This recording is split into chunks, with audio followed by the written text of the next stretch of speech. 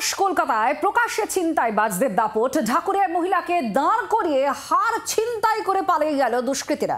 প্রকাশ্যে এসেছে CCTV footage. এখনো অধরা দুষ্কৃতীরা। ঢাকুরিয়াতে মহিলার গলার হার কিভাবে ছিনতাই হয়েছে সিসিটিভিতে বন্দি সেই ছবি আপনারা দেখুন। এই মুহূর্তে দেখুন, যাচ্ছে বাইকে করে যারা, তারাই হচ্ছে সেই ছিনতাইবাজ। মহিলা এখানে দাঁড়িয়ে ছিলেন, তাকে বলা হয় ইশারায় একটা বাড়ি দেখতে। তিনি সঙ্গে সঙ্গে ঘাড় ঘোরান, আর তারপরেই তার হার যে ছিনতাই হয়ে যাচ্ছে সেটা তিনি বুঝতে পারেন। এই তিন দুষ্কৃতী তারা ছিনতাই করে পালায় মহিলার গলার সোনার হার। আর এখানে প্রশ্ন উঠছে যে এই ঘটনা শনিবার ঘটেছে, কিন্তু এখনো পর্যন্ত কাউকেই গ্রেফতার করতে পারেনি পুলিশ। বাইকে চেপে হার ছিনতাইয়ের ঘটনা শনিবার বিকেলে ঘটনা ঘটে, কিন্তু এখনো পর্যন্ত অধরা ছিনতাইবাজরা।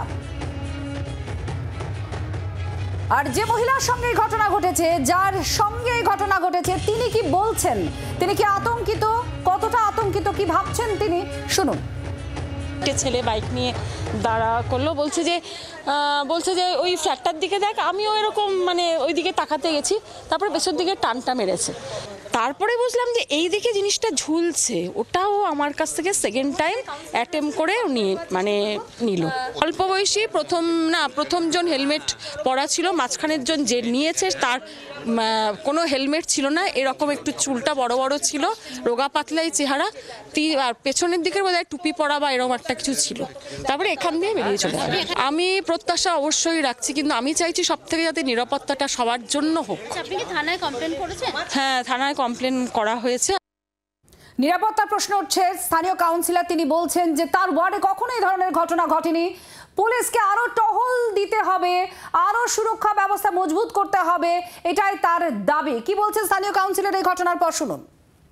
প্রচণ্ড আতঙ্কের ব্যাপারটা হয়ে দাঁড়িয়েছে বর্তমান পরিস্থিতির ওপরে, কিন্তু আমার ওয়ার্ডে এই ধরনের কোনো রকম কাজকর্ম কোনো দিনই চলছে না, এই প্রথম আরম্ভ হলো। স্থানীয় পুলিশের যে খবর পেয়েছেন, তারা এসেছেন, তারা এসে এখন তাদের কর্তব্য তারা পালন করে যাচ্ছেন, জিজ্ঞাসাবাদ করা। আমার স্থানীয় পুলিশের সাথে বুঝতে হবে যে আপনাদের লোকালিটিতে, আপনার এরিয়া, আপনার যতখানি এরিয়া আছে, সন্ধ্যেবেলা অন্তঃপরে একবার করে রাউন্ড দিতে হবে, না হলে চলবে না।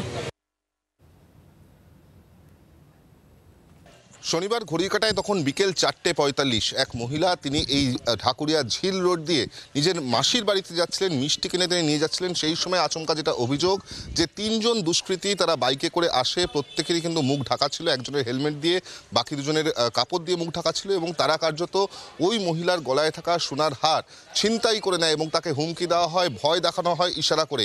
তারপরেই কিন্তু মহিলা সেখানে অত্যন্ত ভীতগ্রস্ত হয়ে যায় এবং দুষ্কৃতীরা সেই হার নিয়ে তারা চম্পট দেয়। গোটা ঘটনা কিন্তু ইতিমধ্যেই সিসিটিভিতে ধরা পড়েছে এবং পুলিশের কাছে অভিযোগ করা হয়েছে। পুলিশ ইতিমধ্যেই তদন্ত শুরু করেছে এবং কিভাবে বা কারা এই ঘটনা ঘটালো তা খতিয়ে দেখা হচ্ছে। কিন্তু যেটা সব থেকে গুরুত্বপূর্ণ বিষয় তা হলো যে একেবারে একটা জনবহুল এলাকা, ঝিল রোডের মতন রেসিডেন্সিয়াল এলাকা, সেখানে এই ধরনের ছিনতাই ঘটনায় স্বাভাবিকভাবে একটা আতঙ্ক তৈরি হয়েছে স্থানীয় বাসিন্দাদের মধ্যে। জি 24 ঘন্টার জন্য ক্যামেরায় শুভ্রর সঙ্গে বিক্রম দাস, কলকাতা। বাংলার আওয়াজ, বাঙালির আবেগ, জি 24 ঘন্টা।